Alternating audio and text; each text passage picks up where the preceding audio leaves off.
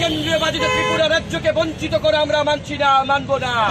ভারতীয় জনতা পার্টি সরকারে এনডিএ সরকার আসার পরে ইতিমধ্যেই তারা 2024-25-এর বাজেট পেশ করেছে। এই বাজেট মানুষের কল্যাণ বিরোধী বাজেট। এই বাজেটে আমরা দেখেছি যেভাবে একটি রাজা তার প্রজাকে সবাইকে মিশে থাকার এবং সবাইকে সমানভাবে তার থালে যাতে খাবার থাকে সেই খাবারের ব্যবস্থা করে। আমরা এবার দেখেছি যে অন্ধ্রপ্রদেশ এবং বিহারকে আলাদা ভালোবাসা দেখিয়ে অন্য রাজ্যগুলোকে একটা ডিসক্রিমিনেশনের দিকে নিয়ে চলে গেছে।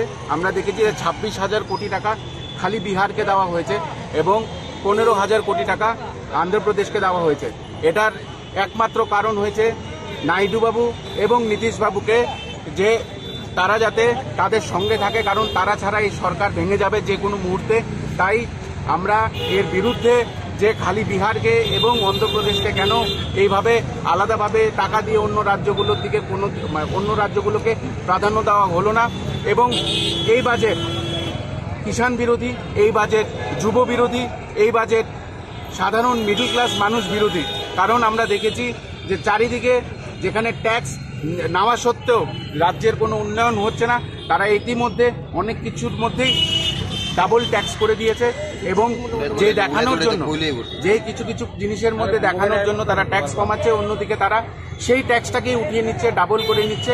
তার বিরুদ্ধে আজকে ত্রিপুরা প্রদেশ যুব কংগ্রেস, এনএসইউআই এবং মহিলা কংগ্রেস এবং সকল শাখা সংগঠন এই প্রতিবাদে আমরা আজকে বাজেট বিরোধ প্রতিবাদে আজকে রাস্তায় নেমেছি। সুরক্ষার ব্যাপারেও কোনো কথা বলেনি এই বাজেটে, আপনারা দেখেছেন।